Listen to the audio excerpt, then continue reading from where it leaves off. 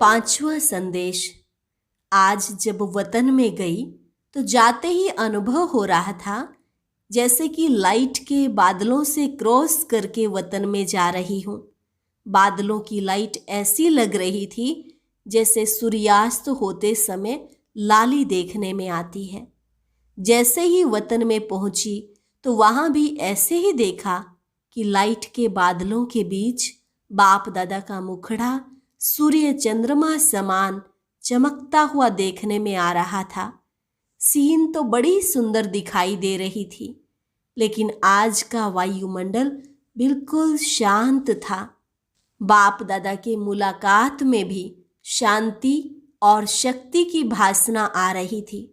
फिर तो मुस्कुराते हुए बाबा बोले, भले तुम बच्चे साकार शरीर में साकार सृष्टि में हो, फिर भी साकार में रहते ऐसे ही लाइट माइट रूप होकर रहना है, जो कोई भी देखे तो महसूस करे यह कोई फरिश्ते घूम रहे हैं।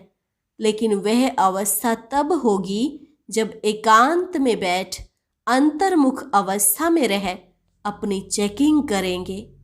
ऐसी अवस्था से ही आत्माओं को आप बच्चों से साक्षात्कार होगा।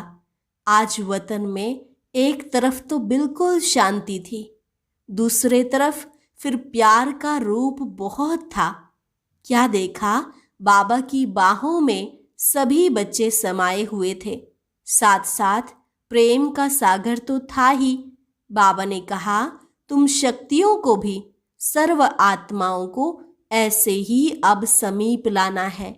आपकी दृष्टि में बाप समान जब प्रेम और शक्ति दोनों ही पावर होगी, तब आत्माएं नजदीक आएंगी। इसके बाद बाबा ने तीसरा दृश्य दिखाया।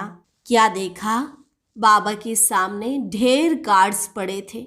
बाबा ने कहा, इन कार्ड्स को ऐसे सजाओ जिससे कोई सीनरी बन जाए, क्योंकि हर कार्ड पर सीनरी की डिजाइन थी, किसमें चित्र किसमें शरीर। हम मिलाने लगी तो कभी उल्टा कभी सुल्टा हो जाता था, और बाप दादा बहुत हंस रहे थे। उसमें बहुत ही सुंदर सतयुग की सीनरियां थी। एक कृष्ण बाल रूप में झूले में झूल रहा था, साथ में कांता दासी झूला झुला रही थी। दूसरे में सखे सखियों का खेल था, मतलब तो सतयुग की दिनचर्या थी। फिर बाबा ने विदाई देते समय कहा, बच्ची सबको संदेश देना कि शक्ति स्वरूप भव और प्रेम स्वरूप भव।